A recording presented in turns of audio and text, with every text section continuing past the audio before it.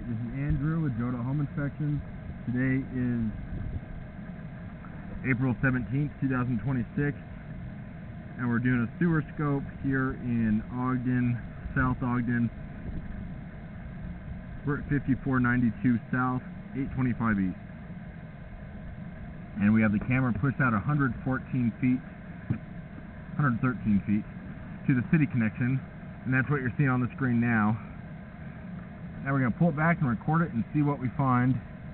So this first connection point is called the nose on. That's where it goes from your lateral line into the main city line. Looks like a good connection there. This is gravel cement, and gravel cement can be a little rough. You can see that exposed aggregate, and so you want to avoid putting wet wipes or anything down the line that could build up and get stuck.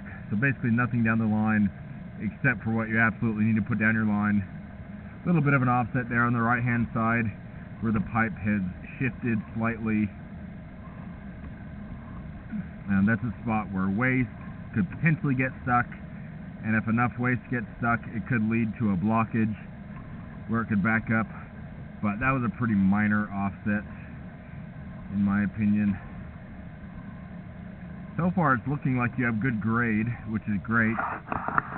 That's one of the main things that I'm looking at, is that you have proper grade where everything is draining on its own with gravity.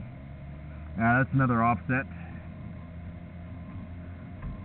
Always a good sign when it doesn't have a bunch of waste currently stuck on it. There's a piece that has some waste stuck, but just very small. I mean, this is a giant offset, and this one's actually separated. So that's one that you could consider doing a spot repair on. That's not good. Waste could get through that joint.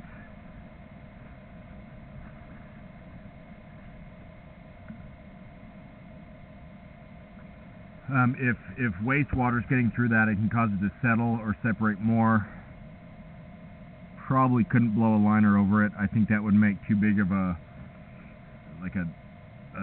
lip. A liner is a trenchless repair. I think that's one that you would probably need to dig up if you wanted it to be fixed.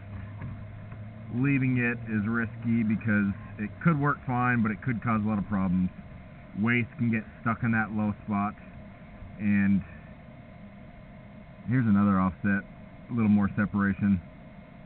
Waste can settle in that little valley, and if bigger piece of waste gets stuck, that can lead to a backup. At a minimum you want the insurance, but ideally you would fix it. And I would confirm that a liner wouldn't work. A liner is basically a sleeve that gets blown in. But it's like a sock, and then they harden it, and it's like having a new pipe in the old pipe. But I don't think that it could span that gap. But that would be a good question for a specialist. Now we're going through some cast iron. Cast iron gets real rough and rusty.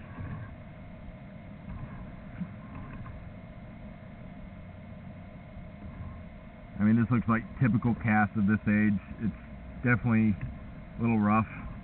I would consider having it cleaned, and then once it's cleaned you can evaluate it a lot better once you knock off all that scale and rust. And that's just good maintenance for any cast iron that's original.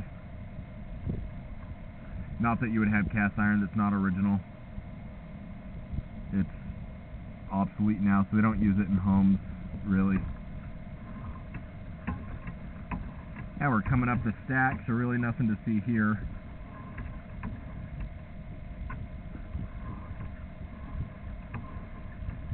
So you do have some separations.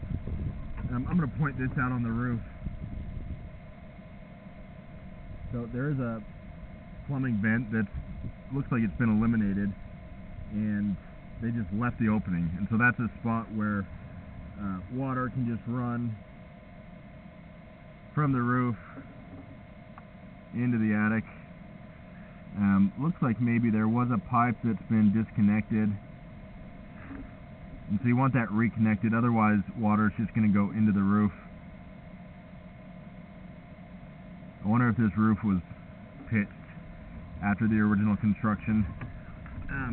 When I'm here for the full inspection, that's something that I would be able to figure out in the attic, but that would be that would explain why that might have a gap like that was left.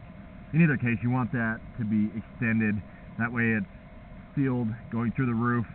That would prevent sewer gases from going into the attic, and then also waste, or just rainwater rather, from going into the attic space.